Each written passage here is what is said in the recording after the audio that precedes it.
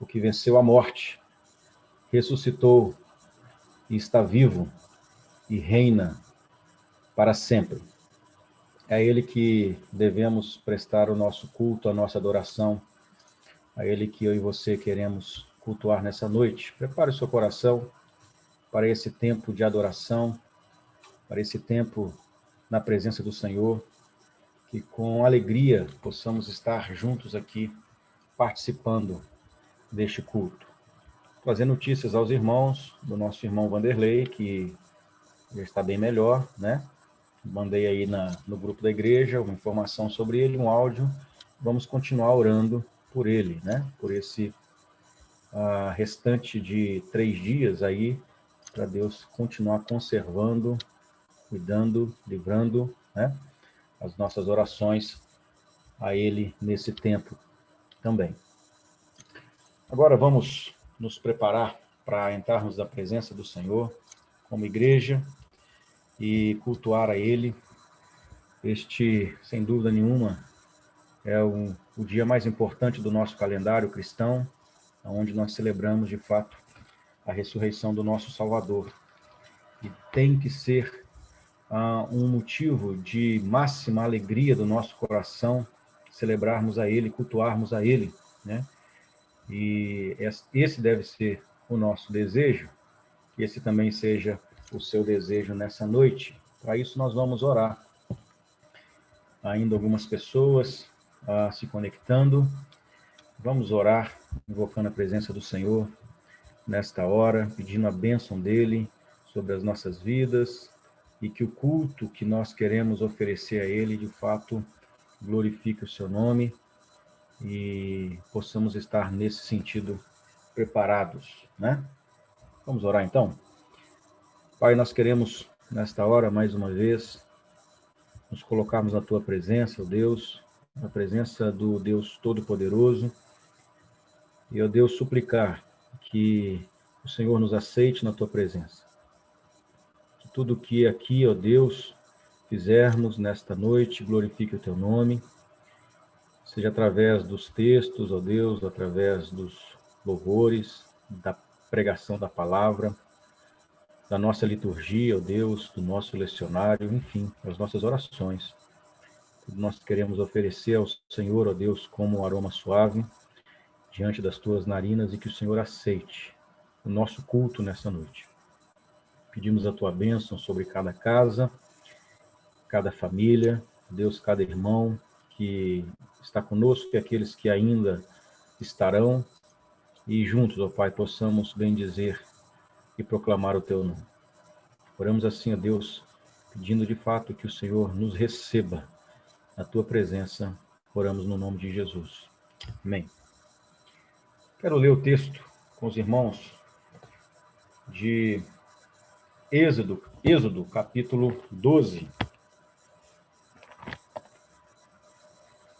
Êxodo, capítulo 12, os versos de 1 a 14.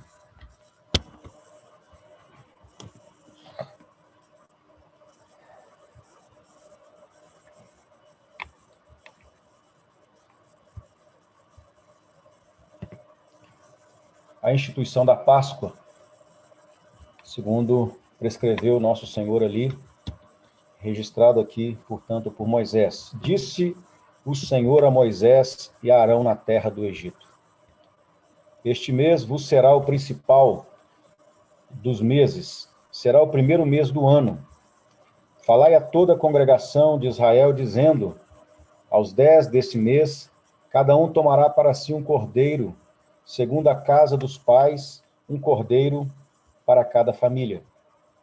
Mas se a família for pequena para um cordeiro, então convidará ele o seu vizinho mais próximo, conforme o número das almas, conforme o que cada um puder comer. Por aí calculareis quantos bastem para o cordeiro. O cordeiro será sem defeito, macho de 1 ano.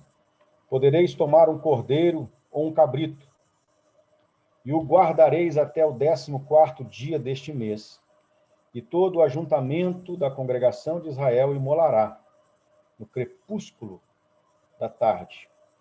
Tomarão do sangue e o porão em ambas as ombreiras e na verga da porta as casas em que o comerem. Naquela noite comerão a carne assada no fogo, com pães asmos e ervas amargas a comerão. Não comereis do animal nada cru, nem cozido em água, porém assado ao fogo, a cabeça, as pernas e a fressura. Nada deixareis dele até pela manhã. O que, porém, ficar até pela manhã, queimá-lo-eis. Desta maneira o comereis. Lombos cingidos, sandálias nos pés e cajado na mão. Comê-lo-eis à pressa, é a Páscoa do Senhor. Porque naquela noite passarei pela terra do Egito e ferirei na terra do Egito todos os primogênitos, desde os homens até os animais. Executarei juízo sobre todos os deuses do Egito.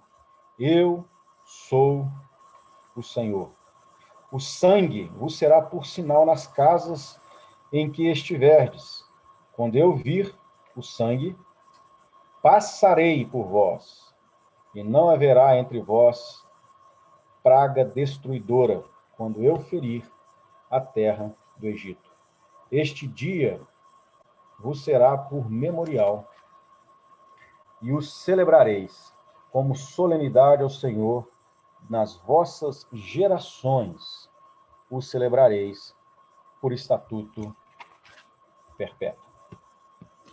Irmãos, nós temos aqui a instituição, portanto, da Páscoa, ensinamento acerca desse extraordinário evento que ocorreu na vida do povo de Deus ao saírem do Egito, depois de anos e anos e anos de escravidão. E aqui, nessa instituição, nós conhecemos bem tudo que foi estabelecido por Deus e como Deus iria livrá-los naquela noite da morte, principalmente da 10ª praga, através do sangue aspergido do cordeiro sobre os umbrais das portas. É isso que significa a Páscoa. Esta passagem do anjo da morte pelas casas sem ferir aqueles que estavam, portanto, cobertos pelo sangue do cordeiro imolado. E ali, então, eles deveriam celebrar em família, juntos, comerem aquele cordeiro, comerem os pães asmos, comerem as ervas amargas, tudo isso simbolizando o período de escravidão e agora esta nova caminhada juntamente com Deus.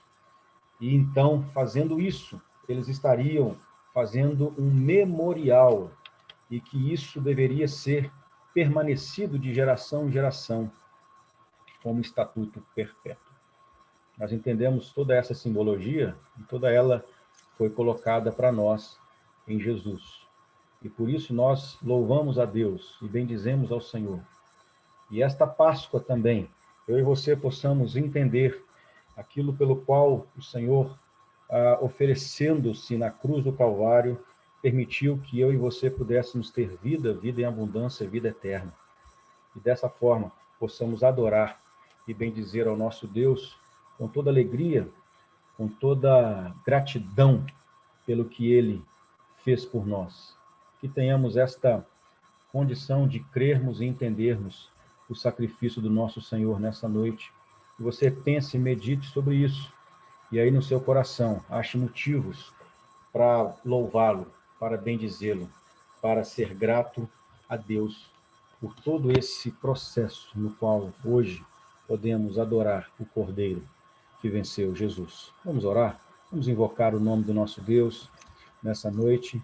Mais uma vez, coloque em oração e que também desta forma Deus possa ministrar sua graça sobre a sua casa, sobre a sua vida, sobre a sua família.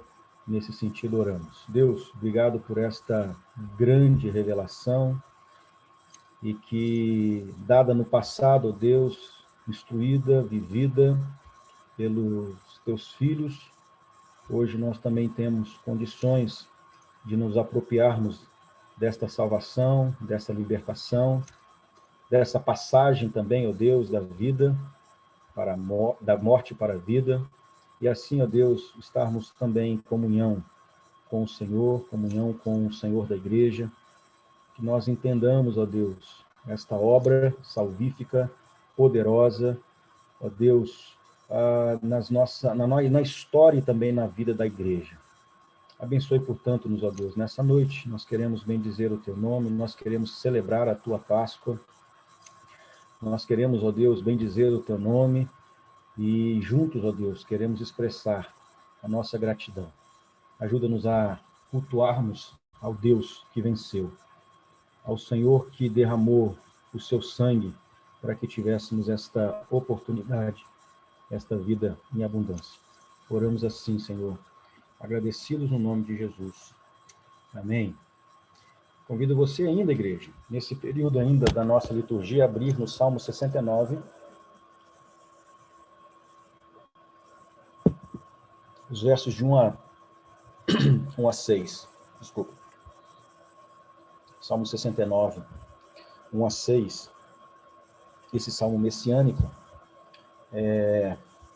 fizemos hoje menção dele na nossa PBD, em uma parte do salmo, e agora nós queremos estabelecer aqui esse princípio também, do verso 1 ao verso de número 6. Salva-me, ó Deus, porque as águas me sobem até a alma. Estou atolado em profundo lamaçal que não dá pé.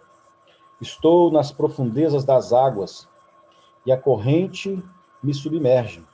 Estou cansado de clamar. Secou-me a garganta, os meus olhos desfalecem de tanto esperar por meu Deus. Sou mais que os cabelos da minha cabeça, os que sem razão me odeiam. São poderosos os meus destruidores, os que com falso motivo são meus inimigos. Por isso tenho de restituir o que não furtei. Tu, ó Deus, bem conheces a minha estultice, e as minhas culpas não te são ocultas. Verso de número 6. Não sejam envergonhados por minha causa os que esperam em ti, ó Senhor, Deus dos exércitos. Nem por minha causa sofram vexame os que te buscam, ó Deus de Israel. Eu vou repetir esse verso.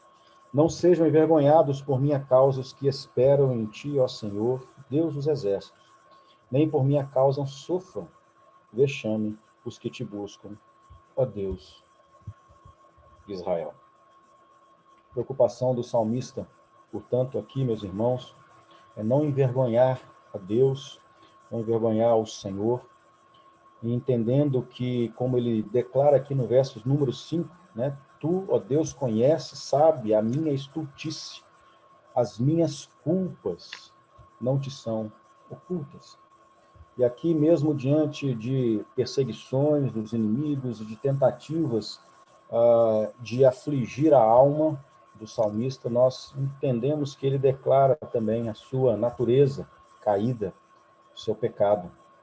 E diante dessa constatação, ele clama para que, de fato, o Senhor não seja envergonhado pelas suas ações, pelas suas atitudes.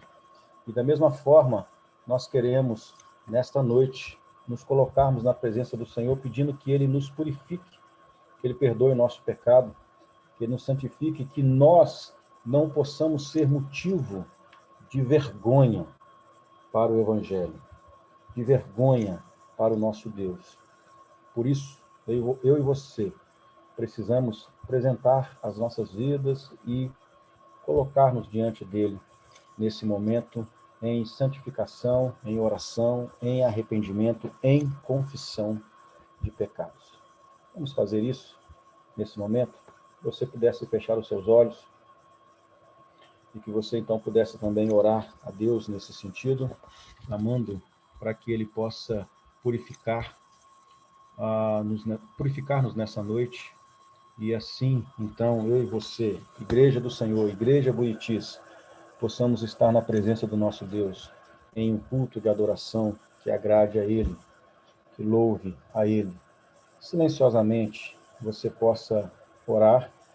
E depois de alguns instantes, eu queria pedir que o nosso irmão presbítero Kleuber pudesse levar a Deus a sua voz em oração, orando por nós, orando pela igreja, orando por cada um, agradecendo o perdão que Ele concede a nós pela sua infinita misericórdia e graça. Vamos orar silenciosamente, depois de alguns instantes. Nosso irmão presbítero Kleuber.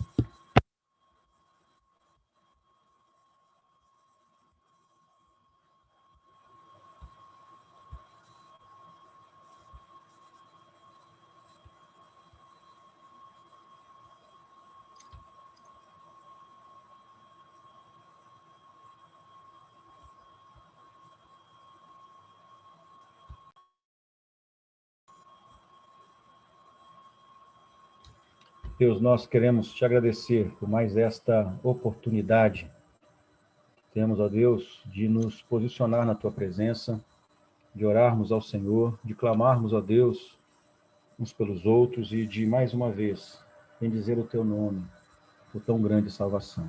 Senhor, que nos purificou através de Jesus, derramando o seu sangue, nos fez mais alvos que a neve. E assim nós temos a alegria, ó Deus, de poder agora bendizer o teu nome, com alegria pelo perdão oferecido e alcançado a cada um de nós, que nessa noite se posicionou na tua presença. Deus, aceita o nosso louvor, aceita a nossa adoração, as nossas orações, tudo aquilo que oferecemos ao Senhor nesta hora, como aroma suave à tua presença. Continua conosco, ó Deus, nos abençoando, nos conduzindo em todas as partes desse culto. Oramos assim agradecidos, em nome de Jesus. Quero passar a palavra ao João Pedro para continuar o nosso processo litúrgico com o nosso lecionário. João Pedro.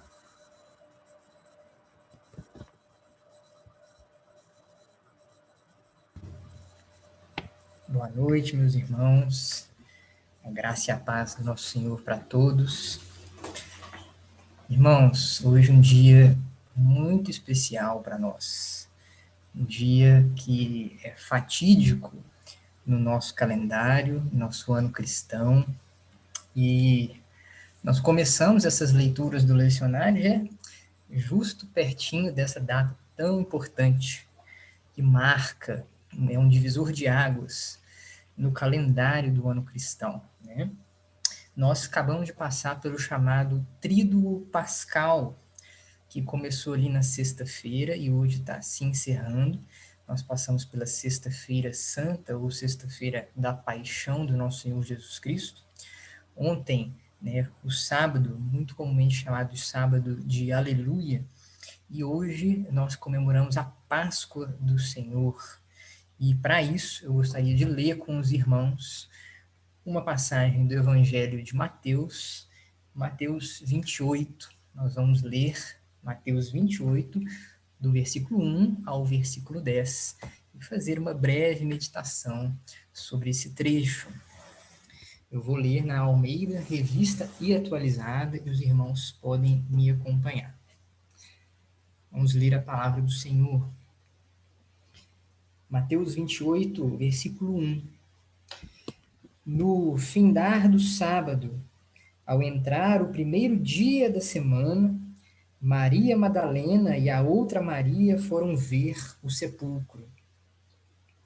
E eis que houve um grande terremoto, porque um anjo do Senhor desceu do céu Chegou-se e removeu a pedra e assentou-se sobre ela. O seu aspecto era como um relâmpago, e a sua veste alva como a neve. E os guardas tremeram espavoridos e ficaram como se estivessem mortos. Mas o anjo, dirigindo-se às mulheres, disse: Não temais, porque sei que buscais Jesus, que foi crucificado. Ele não está aqui, ressuscitou, como tinha dito. Vinde ver onde ele jazia. Ide, pois, depressa e dizei aos seus discípulos que ele ressuscitou dos mortos e vai adiante de vós para a Galileia. Ali o vereis. É como vos digo. E retirando-se elas apressadamente do sepulcro, tomadas de medo e grande alegria, correram a anunciá-lo aos discípulos. E eis que Jesus veio ao encontro delas e disse: Salve! E elas, aproximando-se, abraçaram-lhe aos pés e o adoraram. Então Jesus lhes disse: Não temais, ide avisar a meus irmãos que se dirijam a Galileia, e lá me verão. Irmãos, neste momento eu gostaria de ler com vocês um pequeno texto do Lecionário Comum, né? Aqueles que ainda não conhecem, existe um material físico do lecionário, tá? Posso enviar o link a todos que quiserem. Aqui existe um texto que, na verdade, é uma coletânea de versículos para esse dia especial que é a Páscoa. Acompanhe comigo atentamente, irmãos. Aleluia! Cristo, nosso Cordeiro da Páscoa, já foi sacrificado. Portanto, celebremos a festa, não com fermento velho, nem com fermento da maldade e da corrupção, mas com os pães sem fermento da sinceridade e da verdade. Aleluia! Tendo sido ressuscitado dentre os mortos, Cristo já não morre mais. A morte não tem mais domínio sobre ele. Pois quanto a ter morrido, morreu para o pecado de uma vez por todas. Mas quanto a viver, vive para Deus. Assim também considerai-vos mortos para o pecado, mas vivos para Deus em Cristo Jesus, nosso Senhor. Aleluia. Mas, na verdade, Cristo ressuscitou dentre os mortos, sendo ele o primeiro entre os que faleceram. Porque, assim como a morte veio por um homem, também por um homem veio a ressurreição dos mortos. Pois, assim como em Adão todos morrem, do mesmo modo em Cristo todos serão vivificados. Aleluia. Ó Deus, que fizeste esta santíssima noite resplandecer com a glória da ressurreição do Senhor, desperta o espírito de adoção que é dado à tua igreja no batismo, para que nós, sendo renovados no corpo e na mente, possamos adorar-te com sinceridade e verdade. Por Jesus Cristo, nosso Senhor, que vive e reina contigo, na unidade do Espírito Santo, um só Deus, agora e sempre. Amém. Irmãos, este dia representa a maravilhosa verdade de que nosso Senhor venceu. E com ele, todos nós que fomos adotados, vencemos com ele. Este dia marca o rumo da história. No grande plano de salvação, tudo está consumado e o nosso Senhor, que morreu, ele lutou com a morte e venceu. Ao Senhor aprove prolongar os seus dias. Ele viu o penoso trabalho da sua alma, ficou satisfeito e agora reina com o nosso Deus Pai e é a nossa esperança. Que dia, meus irmãos, celebremos com júbilo, mas um grande júbilo, e louvemos ao Senhor com grande alegria. E com isso eu passo a palavra ao Ministério de Louvor, para que louvemos a Ele com exultação, a esse Deus maravilhoso que ressuscitou o nosso Senhor e a todos nós nele. Amém? Ministério de Louvor.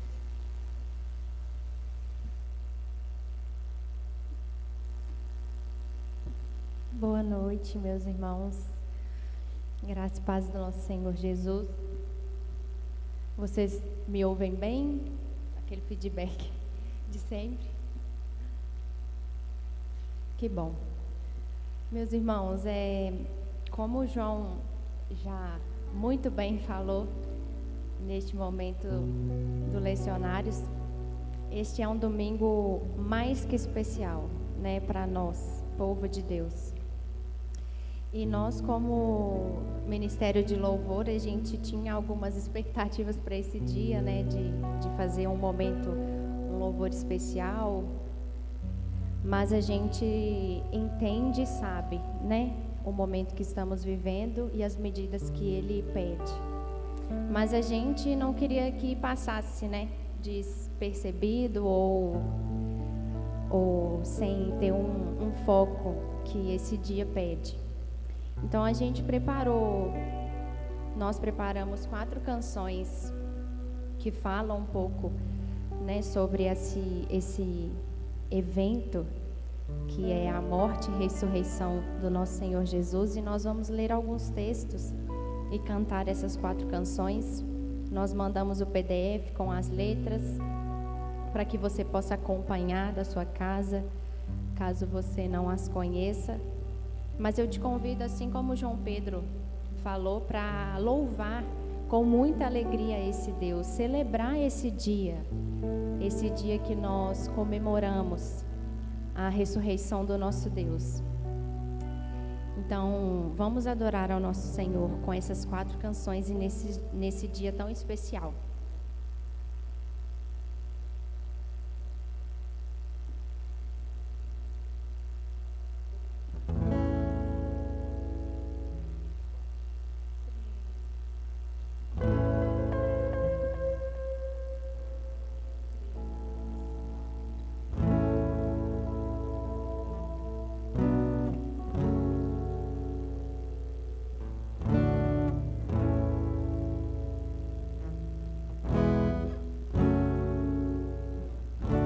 Eu não consigo entender o que eu fiz pra merecer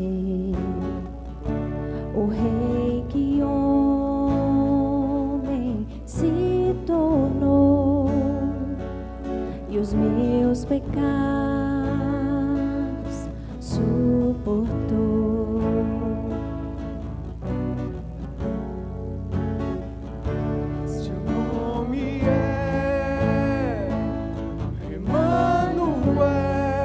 A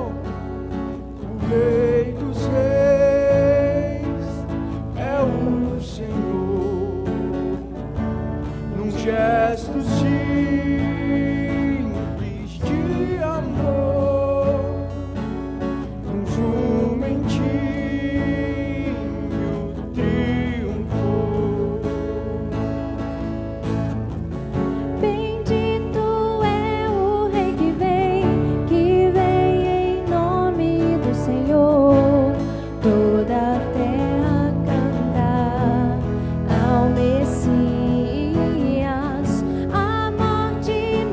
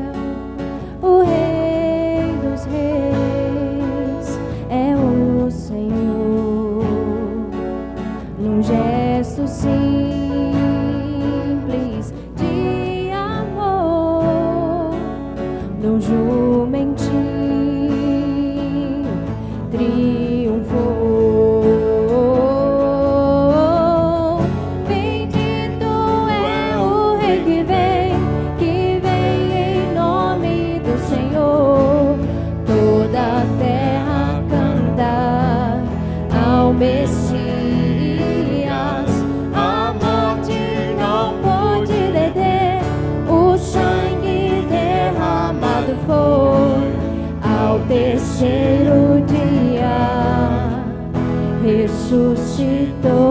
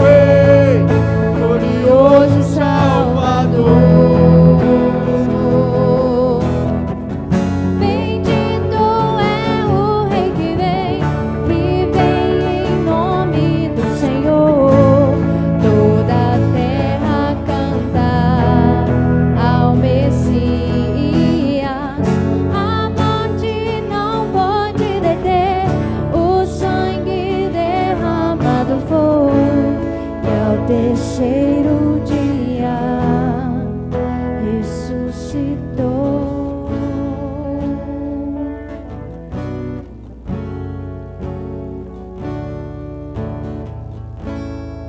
Amém.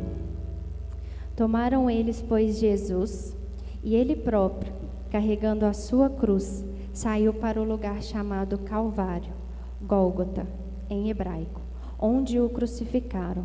Contudo, Jesus dizia: Pai, perdoa-lhes, porque não sabem o que fazem.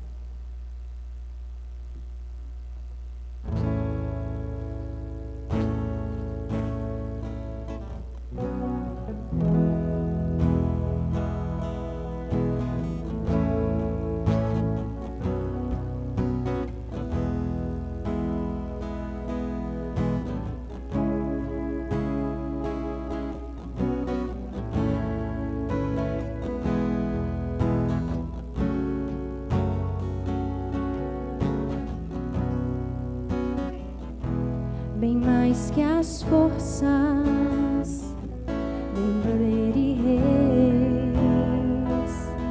que a natureza e tudo que se fez, bem mais que tudo criado por tuas mãos. Deus, tu és o início, meio e fim. Bem mais que os mares, bem mais que o sol e as maravilhas que o mundo conheceu, e as riquezas, tesouros desta terra. Incomparável és para mim.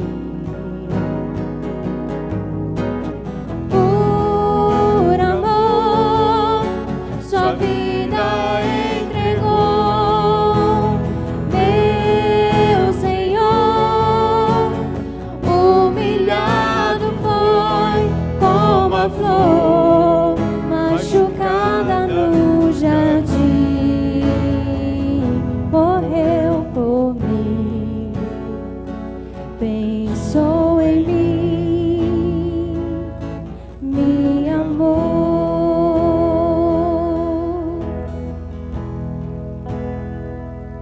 Bem mais que as forças, poder e reis, que a natureza e tudo que se fez, bem mais que tudo criado por tuas mãos. Deus, tu és o início, início, meio e fim. Bem mais que os mares, bem mais que o sol e as maravilhas que o mundo conheceu,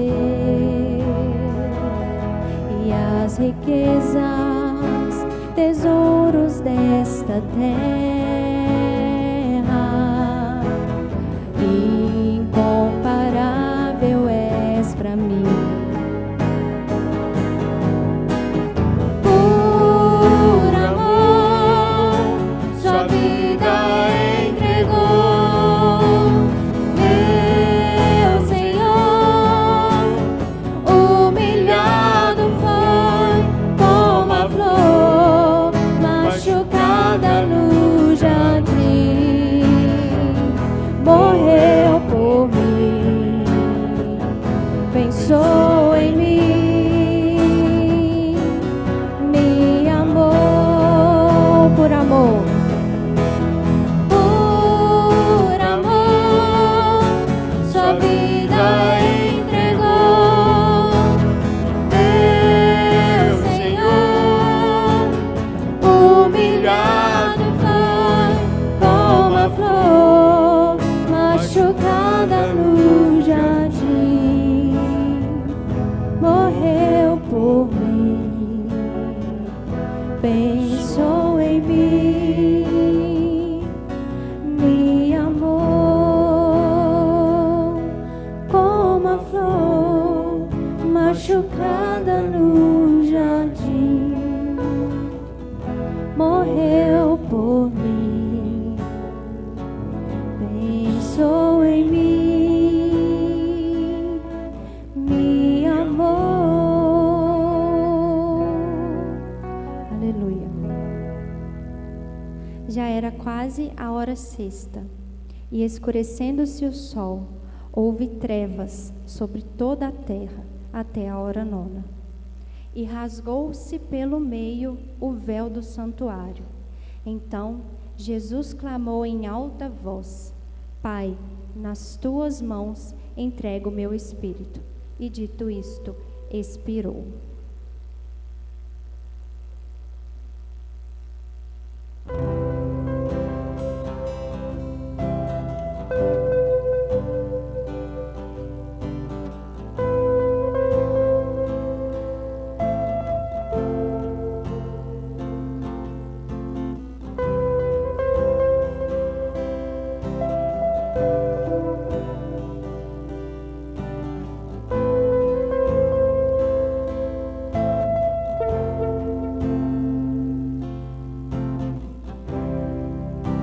O universo chora, o sol se apagou. Ali estava morto o Salvador. Seu corpo lá na cruz, seu sangue derramou. O peso do pecado ele levou.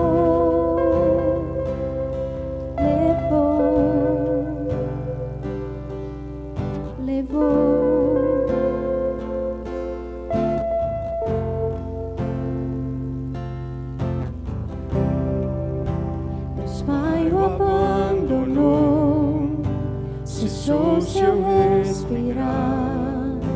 Em trevas se encontrou o Filho.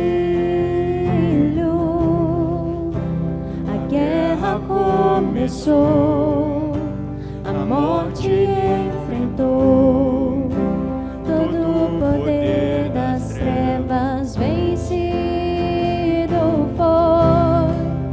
A terra estremeceu, sepulcro se abriu, e nada vencerá seu grande amor.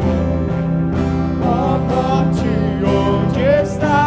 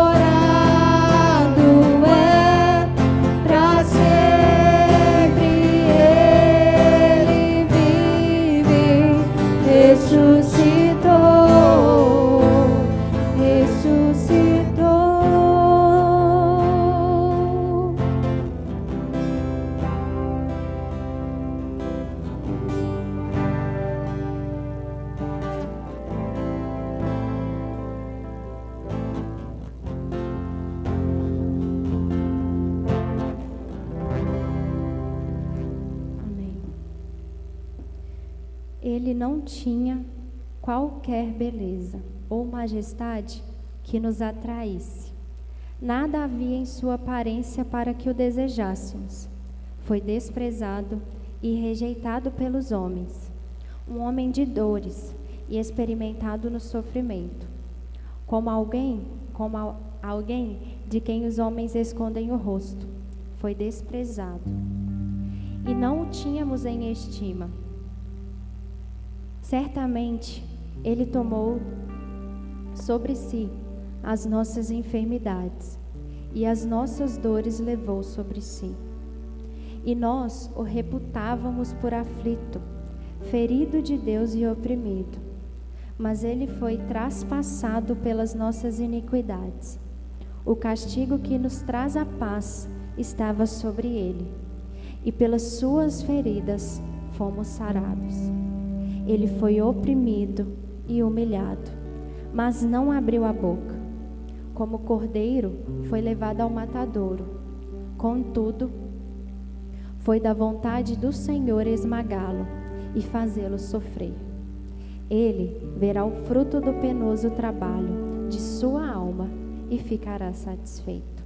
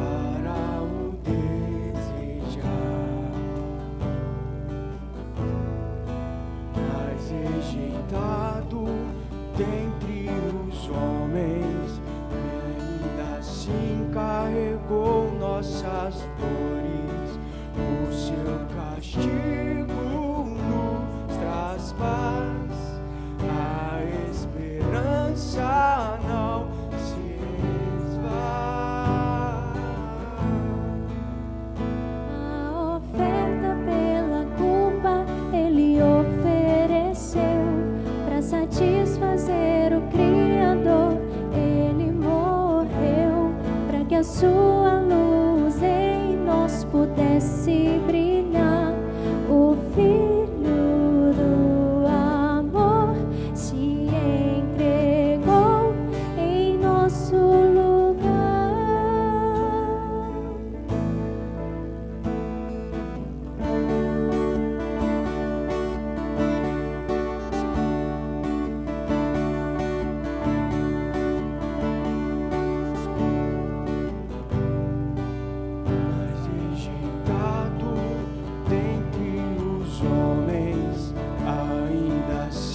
Carregou nossas dores, o seu castigo nos traz paz, a esperança não se esvai. A oferta pela culpa ele ofereceu para satisfazer o Criador. Ele morreu para que a sua luz em nós pudesse brilhar. O Filho do amor se entregou em nosso lugar. És o Cordeiro que pelos nossos pecados foi esmagado sem dizer uma só palavra. Se entregou aos cravos, derramou sua vida até a morte, provando a ira amarga pra nos dar sua doce graça e nos fazer viver.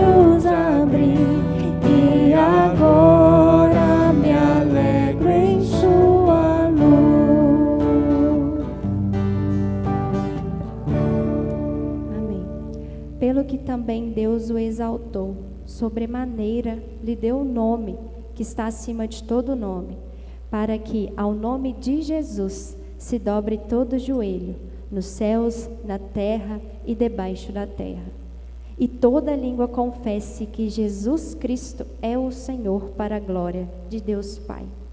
Digno é o Cordeiro que foi morto de receber o poder, riqueza, sabedoria, força, honra, glória e louvor.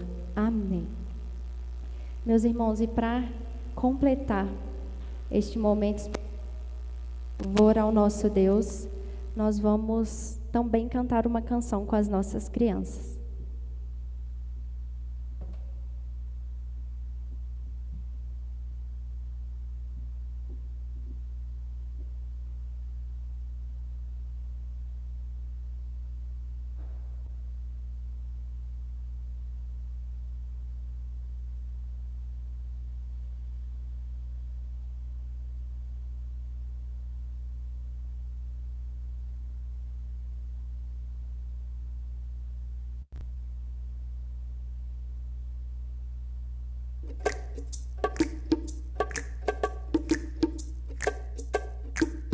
Porque Ele vive, posso crer no amanhã.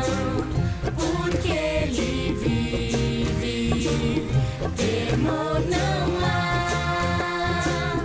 Mas eu bem sei, eu sei que a minha vida está nas mãos do meu Jesus, que vivo está. Deus enviou teu filho amado para morrer em meu lugar. Na cruz sofreu por meus pecados, mas o sepulcro vazio está, porque Ele vive.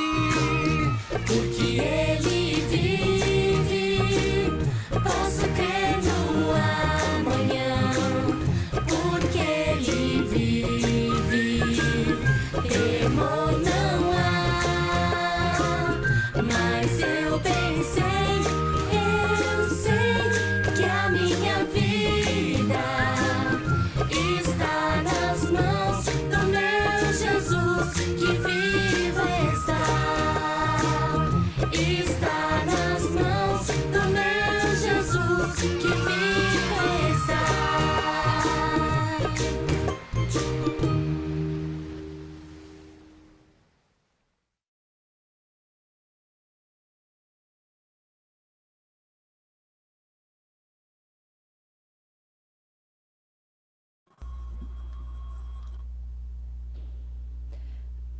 Vamos orar, meus irmãos, para encerrar esse período de louvor?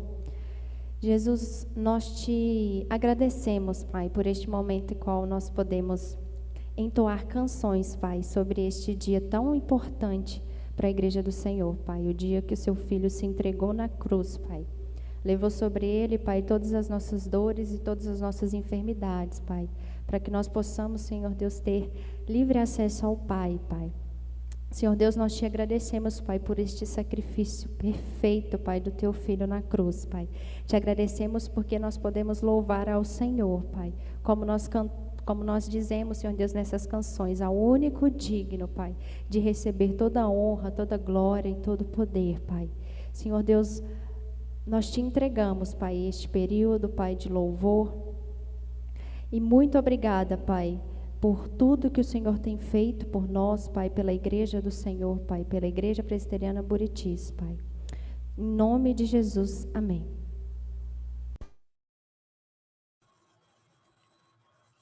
Amém. Louvado seja Deus. Parabéns aí, mais uma vez, a Gabi, Pedro, por este louvor abençoado, por essas letras tão significativas, né, que foram projetadas. É tão bom poder acompanhar, né, cantar ali, ouvindo, por esta canção com as nossas crianças, enfim, por tudo isso que Deus tem nos permitido vivenciar neste dia, onde nós celebramos, de fato, a ressurreição, a Páscoa do nosso Senhor, Salvador Jesus. Deus continue abençoando a igreja dele, e assim possamos permanecer nesse mesmo propósito, espírito agora, quando vamos ouvir a mensagem, né? É tão bom ver aí também o Vanderlei aí conosco, alegria muito grande, meu irmão, saber que você está participando conosco nesse culto também de adoração ao nosso Deus. Deus continue abençoando sua vida, e temos orado e vamos continuar orando por você, viu, meu irmão? Uma alegria muito grande. Igreja, rapidamente, eu quero ler o texto de Lucas, capítulo 24, a partir do verso de número 13 até o verso de número 35. Lucas 24, 13. Nós também estamos felizes, viu? Obrigado, cara. Deus continue abençoando a sua vida. Lucas 13, ou melhor, Lucas 24, a partir do verso de número 13, onde nós encontramos o Senhor Jesus, após a sua ressurreição, andando com 2 de seus discípulos em Emaús, no caminho de Emaús. Naquele mesmo dia, 2 deles estavam de caminho. Naquele mesmo dia, 2 deles estavam de caminho para a aldeia chamada Emaús, distante de Jerusalém, 60 estádios. Iam conversando a respeito de todas as coisas sucedidas. Aconteceu que, enquanto conversavam e discutiam, o próprio Jesus se aproximou e ia com eles. Os seus olhos, porém, estavam como que impedidos de o reconhecer. Então lhes perguntou Jesus: que é isso que vos preocupa e de que ides tratando à medida que caminhais? E eles pararam entristecidos. Um deles, porém, chamado Cleopas, respondeu dizendo: és o único, porventura, que tendo estado em Jerusalém, ignoras as ocorrências destes últimos dias? Ele lhes perguntou: quais? E explicaram o que aconteceu a Jesus o Nazareno, que era varão profeta, poderoso em obras e palavras, diante de Deus e de todo o povo, e como os principais sacerdotes e as nossas autoridades o entregaram para ser condenado à morte e o crucificaram.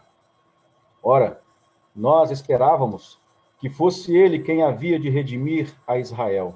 Mas depois de tudo isto, e é já este o 3º dia desde que tais coisas sucederam.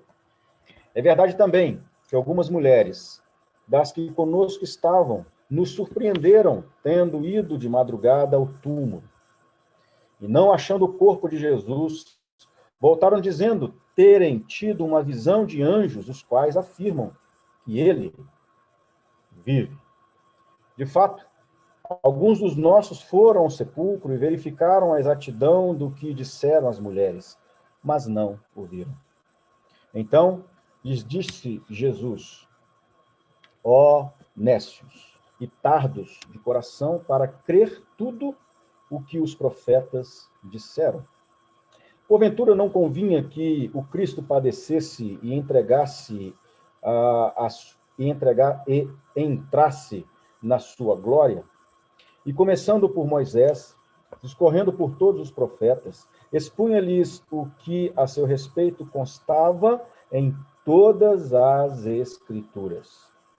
Quando se aproximavam da aldeia para onde iam, fez ele menção de passar adiante.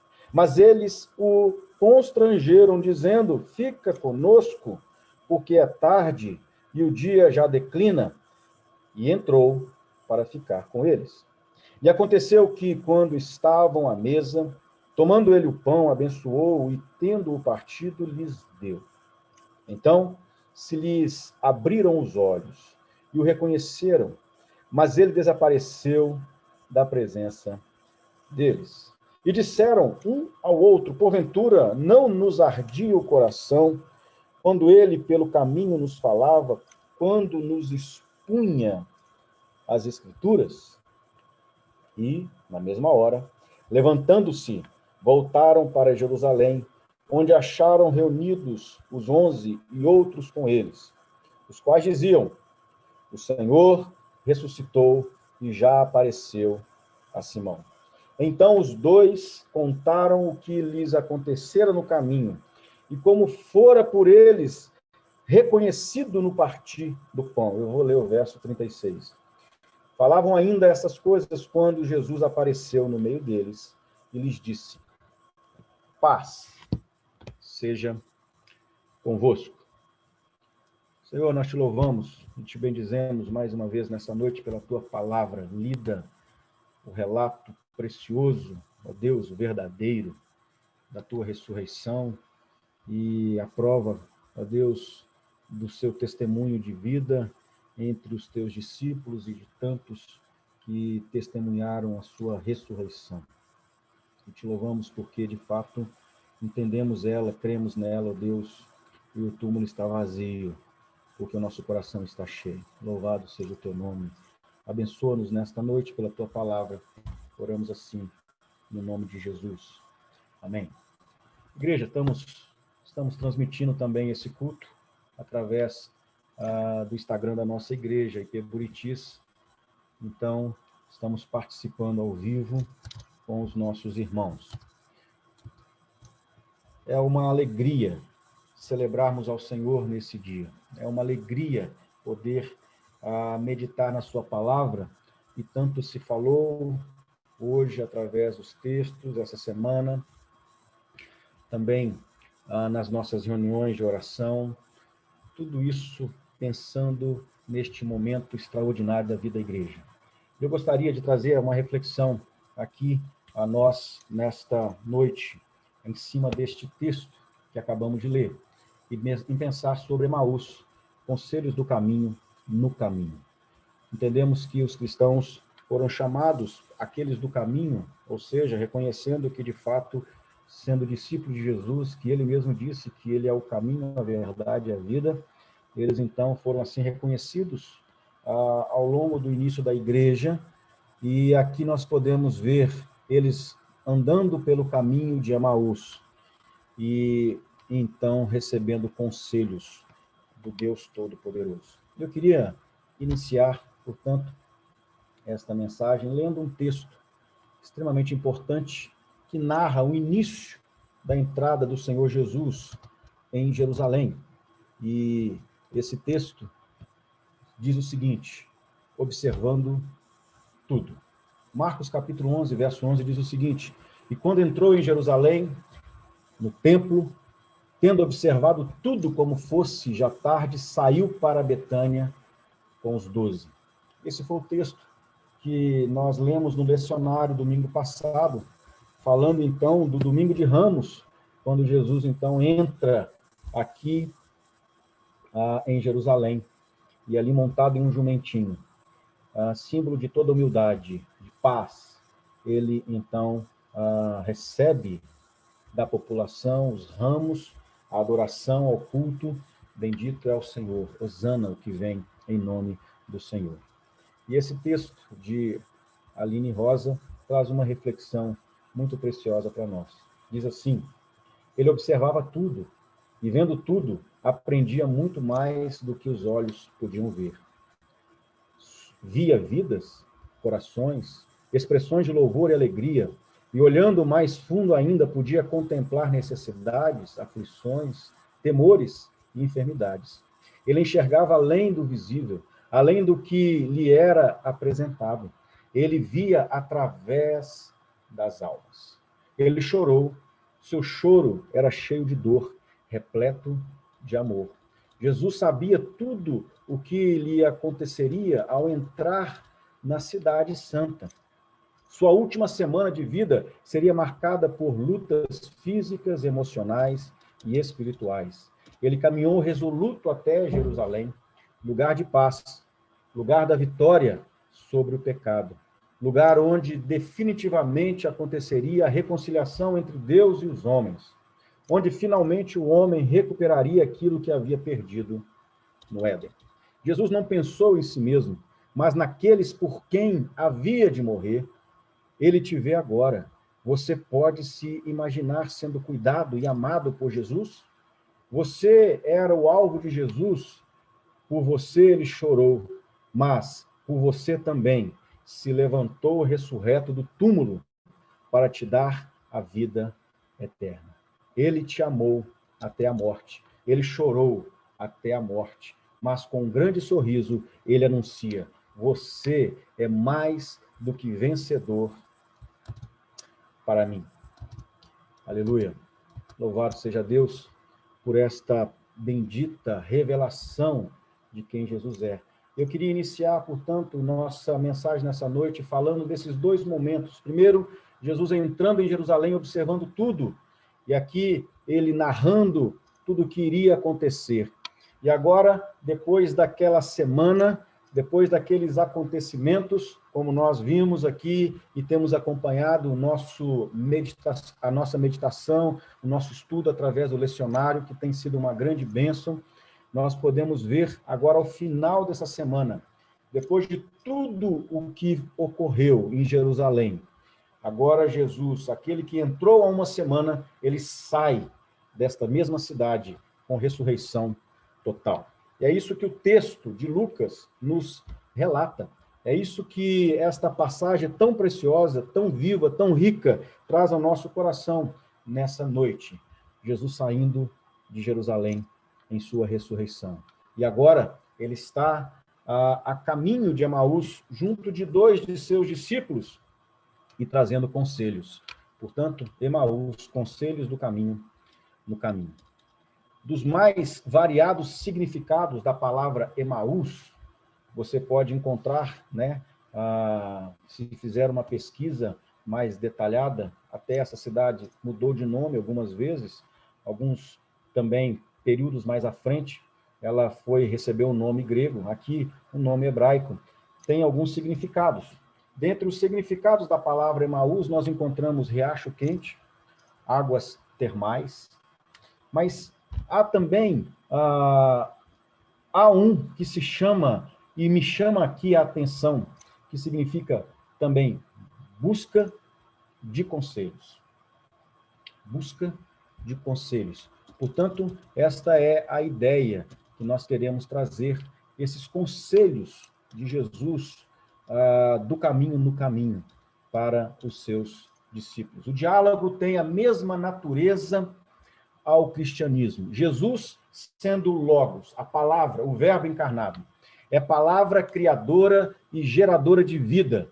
Em Jesus, ela se manifesta como uma grande conversação. Sua presença junto aos discípulos de Emaús é que possibilita a passagem de uma conversa e discussão marcada pela tristeza, dor e fuga a uma nova conversação cheia de sentido e alegria.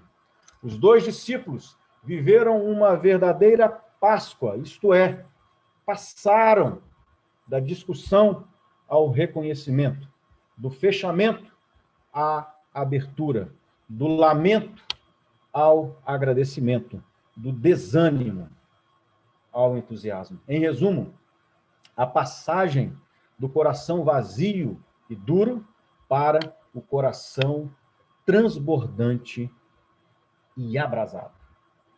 Estas foram as experiências que nós encontramos destes discípulos ao caminho de Emaús. Todos esses acontecimentos foram narrados dessa forma como acabamos de ler. Portanto, a narrativa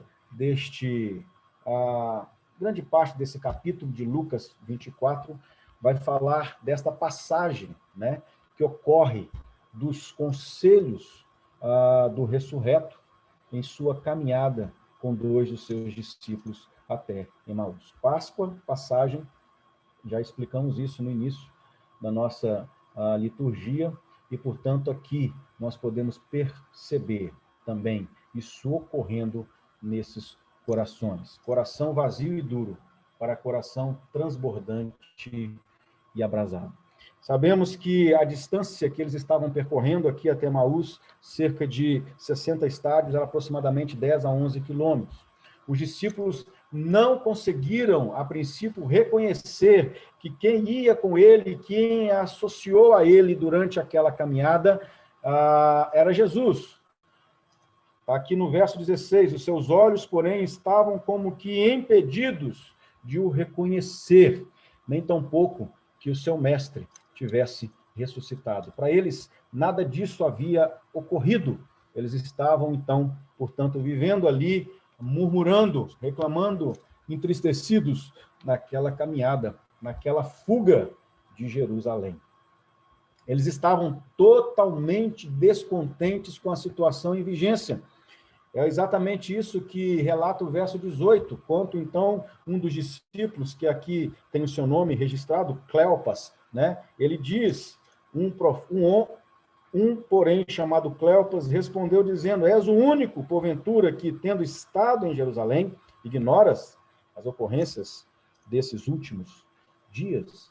Estavam entristecidos, descontentes, estavam aflitos, estavam desiludidos, estavam desanimados, tudo isso por causa do que havia acontecido. Do verso 19 até o verso 24, nós vamos encontrar aí uma série de tristezas, desesperança, incredulidade, desapontamento dos dois discípulos. Tudo isso narrado nesse diálogo de 11 quilômetros, estrada adentro, estrada afora, como assim preferir, em um debate. Portanto, Emaús, Deus tem para eles conselhos preciosos. O próprio Jesus se aproxima e se faz ali junto dos seus discípulos nesta caminhada, se colocando para que então pudesse trazer novamente a eles a esperança, o regozijo e a transformação. Jesus preocupado com seus discípulos. É assim que ele age. Jesus, ele se aproxima, ele ouve com paciência, ele pergunta o que nos aflige e nos dá o bom conselho no caminho. É assim que Jesus age conosco. E se você não tem experimentado esse relacionamento com o Senhor Jesus, pessoal, você precisa acreditar que é assim que ele age com a sua igreja, com o seu povo. Nós precisamos crer nisso, precisamos reconhecer isso. Até esse momento, Lucas falou do túmulo vazio, falou da mensagem dos dois homens com roupas refulgentes e da visita de Pedro ao túmulo. Isso está narrado aqui nos versos de 1 a 13. Também daquelas mulheres que ali, então, disseram ter visto uma aparição. Ele ainda não falou, Lucas ainda não falou da aparição do Cristo ressurreto. Esse relato vem agora. Trata-se, portanto, de um vívido e comovente relato da aparição do Salvador ressurreto a dois daqueles que pertenciam ao ciclo mais amplo de discípulos. Perdão. Todo ensinamento, todos os milagres, todas as ações em prol do povo, todas demonstrações de amor e justiça ficaram agora apenas reduzidas às lembranças daqueles discípulos nécios, ou seja, incapazes e ignorantes. É esse o texto que Lucas, ou melhor, esse é o termo que Lucas traz aqui para nós no verso de número 25, dizendo: então lhes disse Jesus: ó nécios, ó ignorantes, ó incapazes e tardos de coração para crer tudo o que os profetas disseram. Sabemos que, pelo fato de serem discípulos de Jesus, tinham conhecimento de toda a história do cristianismo, agora, e também toda a história do judaísmo. Sabiam que Jesus havia dito que iria entregar a sua vida, sabia que Jesus deveria morrer para que, de fato, o seu reino continuasse sendo estabelecido agora com o surgimento da sua igreja. Sabiam que era necessário que Jesus morresse, ressuscitasse e fosse assunto aos céus e enviasse o Espírito Santo para eles agora poderem ter o Consolador, o outro Consolador, fortalecendo a igreja.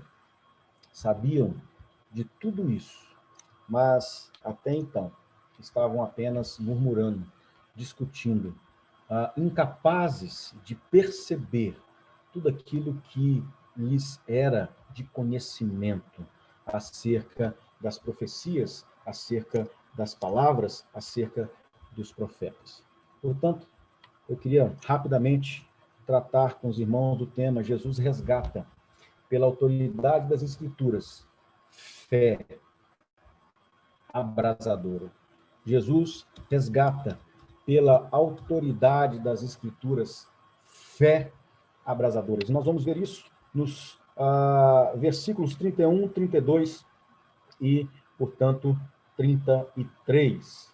Nós vamos ver essas verdades aqui contidas nas Escrituras. Foi necessário uma intervenção através das promessas feitas por Deus, pela boca dos profetas, do resgate da autoridade contida nas Escrituras, para que eles fossem tocados e submetidos a uma profunda reflexão. É isso que nós encontramos aqui nestes últimos versos. Toda aquela logística de deslocamento, de bate-papo, de conversa, de interação, de troca de conhecimentos, que Jesus vinha ao longo desse longo caminho. Agora vai chegar ao seu ápice, quando então eles, ouvindo todas aquelas verdades acerca dos fatos narrados tanto naquele momento quanto anteriormente, escrito também na lei, então, portanto, trazendo ali para eles novamente a esperança, resumido em um momento, ao chegarem em Emaús, quando então estavam ali, Jesus tentando lhes expressar o desejo de passar, mas provocando um convite, para que então eles pudessem permanecer. Verso 29 diz assim: mas eles o constrangeram, dizendo: fica conosco, porque é tarde. Já beirando a noite, entardecendo, chegando naquela vila, depois de uma caminhada longa, depois de muito bate-papo, depois de muita explicação da palavra, porque nos diz Jesus que, começando ali de Moisés, explicava a todos eles acerca do que deveria acontecer. Ele começou a explicar, e começando por Moisés, discorrendo por todos os profetas. Você conhece os profetas. Você conhece as Escrituras. Todos foram mencionados, diz Lucas, expunha respeito, e estava ali contido nas Escrituras.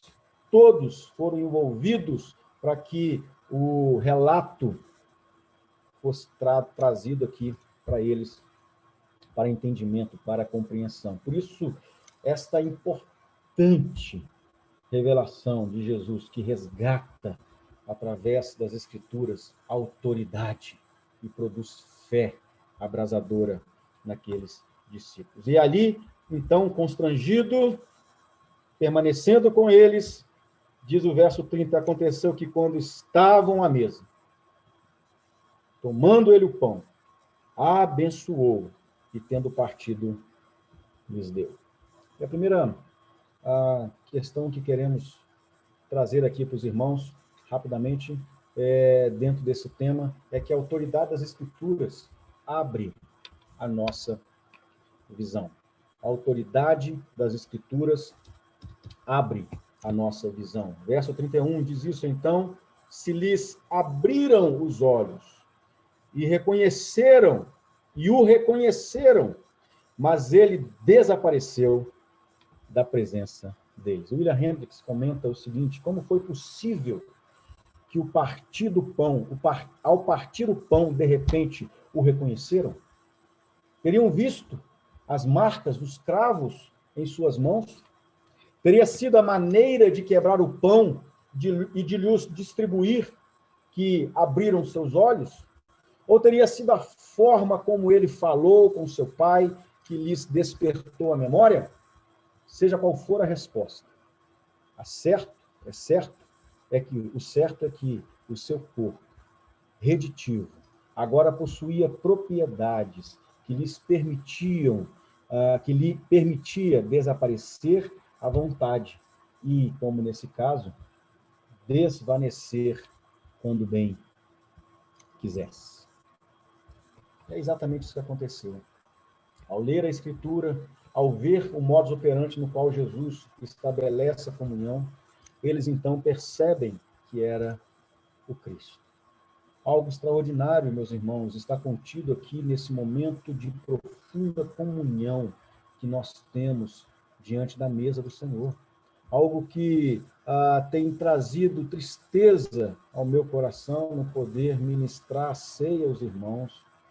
Quando nós iniciamos e tivemos a oportunidade de apenas ministrar uma ceia, né? Naquela ocasião, a igreja cheia, lotada, emocionado de poder ali estar abençoando os elementos e oferecendo à igreja, entendendo quão importante está ali, tipificado naqueles elementos, a comunhão preciosa, o sacrifício de Jesus, e podermos participar dessa mesa com alegria. Não foi diferente com esses dois discípulos, quando estavam à mesa, quando estavam diante de Jesus, os seus olhos abriram à medida que ele ora e agradece, parte o pão, e ali, então, ministra sobre eles. E agora, o seu corpo, também possuindo essas propriedades,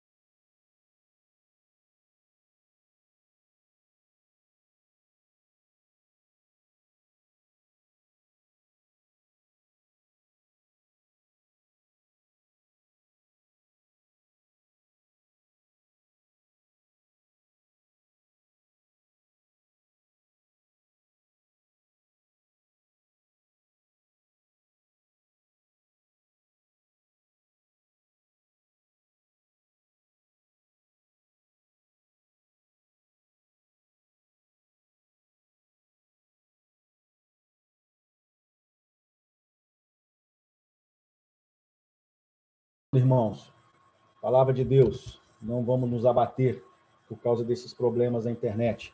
Portanto, a autoridade das Escrituras abre a nossa visão, ela tira de nós o egoísmo, ela muda a nossa perspectiva de ver, paramos de pensar só em nós, coitadinho de nós, estamos sofrendo por causa disso e daquilo, deixamos de compreender a amplitude daquilo que Jesus fez por nós.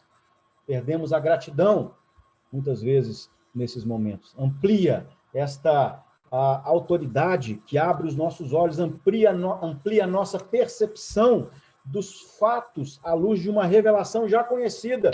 Nós conhecemos a palavra, nós entendemos, mas muitas vezes não nos apropriamos da autoridade contida nela e não vivemos nela.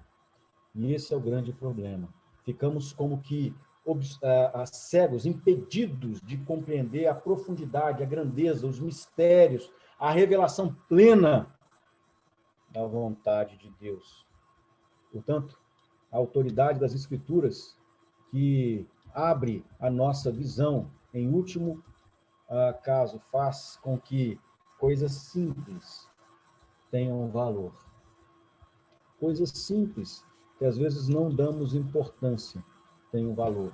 O simples partir do pão, o estar à mesa, a confraternização, coisa que nós precisamos não deixar perder nas nossas casas, entre os nossos, com as nossas famílias, esses momentos de profunda intimidade com Deus.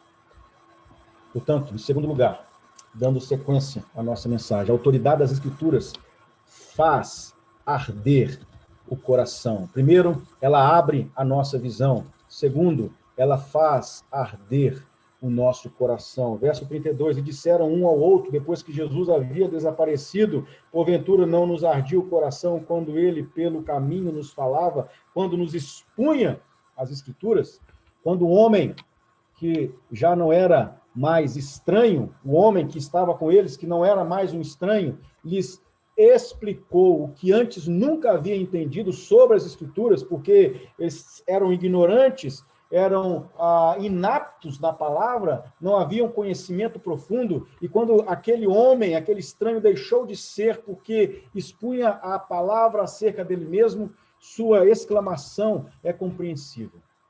Ponderaram sobre a forma como o coração deles ficou aquecido, o espírito iluminado, sua esperança reavivada. Portanto, esta verdade da autoridade das Escrituras, que faz arder o nosso coração, ela resgata a esperança. Ela resgata a nossa fé. Há um resgate também das promessas contidas nas palavras feitas no passado. Nós começamos a ler a palavra de Deus, nós começamos a ler o Antigo Testamento, nós começamos a ler o Novo Testamento, nós começamos a entender a palavra de Deus, buscar, começamos a ter sede na revelação plena, completa da palavra de Deus. Isso vai gerando fé no nosso coração, isso vai gerando esperança no nosso coração, isso vai fazendo com que possamos crer em toda ela, isso vai trazendo uma fé abrasadora em nós. Há um resgate do aquecimento do Espírito Santo nos nossos corações, como em tempos de crise precisamos dessa fé abrasadora, como em tempos de desesperança precisamos dessa fé abrasadora, como em tempos onde muitas vezes nós olhamos apenas para as enfermidades, para o contexto como um todo, e às vezes murmuramos, às vezes nos abatemos, às vezes ficamos cabisbaixos, às vezes ficamos ali apenas resmungando toda a situação. Mas esquecemos que Deus está no controle. Esquecemos que Deus, o nosso Deus poderoso, guarda o seu povo, guarda a sua igreja. É fato, estamos vivendo algo totalmente atípico, mas é fato também que devemos estar cada vez mais aprofundando na palavra de Deus, buscando intimidade com a palavra de Deus, através dos cultos, através dos estudos bíblicos, através da vida de oração. Nós precisamos fazer isso, e essa igreja tem feito isso a todo tempo, a todo instante, promovendo cada vez mais oportunidades para você manter a sua fé aquecida, abrasada na presença de Deus, por causa da pregação coerente, correta da palavra de Deus, das Escrituras Sagradas. Paulo, em Romanos, capítulo 5, verso 5, ele diz acerca da esperança: ora, a esperança não confunde, porque o amor de Deus é derramado em nosso coração pelo Espírito Santo que nos foi outorgado. A palavra de Deus, ela traz um ardor no nosso coração. Aqueles discípulos experimentaram isso, quando que então declaram claramente isso: porventura não nos ardia o coração. E eu quero perguntar para você, qual foi a última vez que o seu coração ardeu pela palavra de Deus? Qual foi a última vez que o seu coração ali foi totalmente tomado e foi gerado esperança, foi gerado fé, foi gerado resgate de promessas que Deus tem para a sua vida, propósito pelo qual Deus te chamou para ser um servo, para ser uma serva, para exercer a vontade dele no seu próprio reino? Qual foi a última vez? Leia a palavra de Deus, medite na palavra de Deus. Esta palavra vai resgatar essa autoridade e vai aquecer o seu coração. Em terceiro lugar, a autoridade das Escrituras nos impulsiona a testemunhar. O verso 33 diz isso: e na mesma hora, levantando-se, voltaram para Jerusalém, onde acharam reunidos os 11 e outros com eles. Os 2 discípulos estavam tão cheios de alegria que precisavam compartilhá-la com os outros. Eles tinham já caminhado 11 quilômetros, já estava à noite, já estava tarde, mas agora seriam novamente mais 11 quilômetros. Obviamente não andando da mesma forma como fizeram, mas agora correndo com alegria, com entusiasmo, com o coração abrasado, com os olhos abertos para tudo aquilo que ocorreu nos conselhos do caminho no caminho. Era escuro, perigoso, mas nada disso tinha nenhum sentido agora. A notícia era tão eletrizante e consoladora que os demais discípulos tinham de tomar conhecimento dela. Não amanhã, mas essa noite. Essa era a decisão deles. Não depois, mas logo. Isso é o que a autoridade da palavra faz ao nosso coração quando entendemos, quando ela faz sentido na nossa vida, no nosso viver. Ela nos impulsiona a testemunhar, a falar, a evangelizar, a pregar esse ardor da palavra de Deus. Traz para nós a ideia do primeiro amor, daquele encontro genuíno, transformador com Cristo, aonde nós ficamos dessa forma. Você sabe disso? Você conhece isso? A autoridade das Escrituras faz isso. Com rapidez, eles, portanto, retornam para testemunhar a ressurreição. E, finalmente, eles também têm a oportunidade de contar a sua história.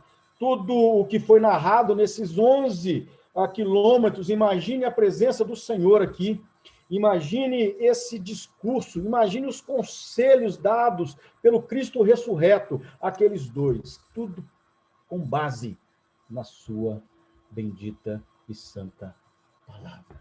A sua história era uma história que precisava ser contada. Os acontecimentos precisavam ser contados, eles precisavam levar esperança, alegria, tirar toda a tristeza que estava reinando na vida daqueles discípulos, porque eles estavam amedrontados, eles estavam presos, eles estavam reunidos com medo dos judeus, com medo dos romanos. E nós podemos entender que naquele momento, quando eles chegam e contam, e perguntas são feitas, e respostas, e há um êxtase ali naquele testemunho, falando com seus discípulos, e naquele momento nós encontramos, o verso 34, dizendo, olha, os quais diziam, o Senhor ressuscitou, já apareceu a Simão. Então os 2, verso 35, contaram o que lhes acontecera no caminho, e como fora por eles reconhecido no partir do pão. E o verso 36. Falavam ainda essas coisas, quando Jesus apareceu no meio deles, lhes disse, paz seja convosco.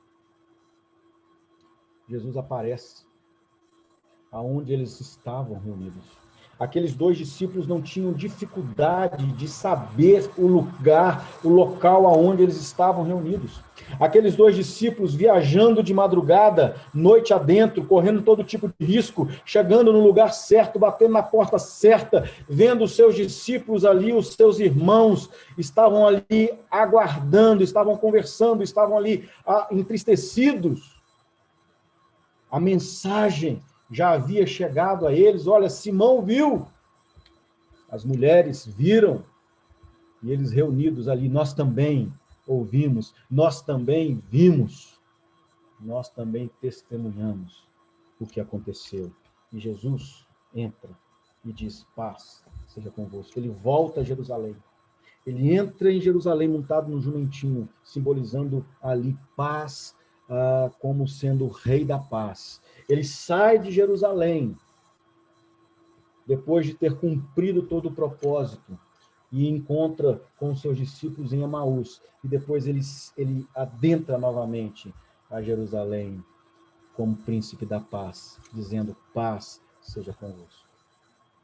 Portanto, meus irmãos, esta palavra, esta autoridade das Escrituras, que nos impulsiona a testemunhar, é para que nós pudéssemos entender o que 1 Pedro 2,9 diz, que nós somos eleitos para proclamar. Eu e você fomos chamados para isso. Vós, porém, sois raça eleita, sacerdócio real, nação santa, povo de propriedade exclusiva de Deus, a fim de proclamardes as virtudes daquele que vos chamou das trevas para a sua maravilhosa luz. Concluindo, irmãos, um novo começo. Luz no meio das trevas. Vida vencendo a morte. O Senhor está realmente vivo. Isso muda tudo. A cruz, o próprio instrumento de desespero, se converte em objeto de glória. A ressurreição de Jesus Cristo dentre os mortos é a fonte de uma esperança viva. Aleluia. Que possamos aprender a viver a autoridade das Escrituras, dia a dia, acarretando as bênçãos do nosso Pai na nossa existência. E aproveitar todas as oportunidades colocadas em nossas mãos para o cumprimento do ministério dado a cada um de nós, segundo as nossas capacidades. Que possamos viver, igreja, esta autoridade a cada dia. Esses 2 discípulos têm muito de cada um de nós. Por mais que saibamos profundamente das promessas, começamos exaustivamente e conheçamos exaustivamente as Escrituras, somos tomados, às vezes, por um profundo descontentamento. Nossa postura deve ser a dos discípulos de Emaús pós-ceia, quando os nossos olhos espirituais se abrem, nossa esperança se fortalece e nosso testemunho se torna eficaz. Louvado seja Deus por isso. Jesus, portanto, se aproxima de você.